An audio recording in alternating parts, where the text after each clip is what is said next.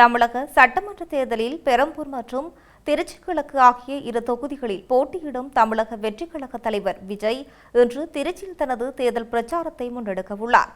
இந்த நிலையில் 10 கடுமையான நிபந்தனைகளுடன் காவல்துறை மற்றும் தேர்தல் ஆணையம் குறித்து பிரச்சாரத்துக்கு அனுமதி வழங்கியுள்ளது.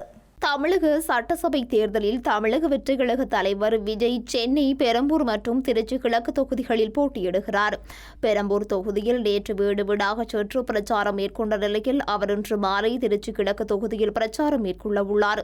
இதற்காக சென்னையில் இருந்து தனி விமானத்தில் இன்று மதியம் 2 மணியளவில் விஜய் திருச்சிக்கு செல்லவுள்ள நிலையிலும் பிற்பகல் 3 மணி முதல் இரவு 7 மணி வரை திருச்சி கிழக்கு தொகுதிக்குட்பட்ட பகுதிகளில் பிரச்சாரம் மேற்கொண்டு வாக்கு சேகரிக்க உள்ளார். திருச்சி கிழக்கு தொகுதிகள் உட்பட்ட விமான நிலையம் அருகே உள்ள வயர்லெஸ் வீதி தனது பிரச்சாரத்தை தொடங்கும்.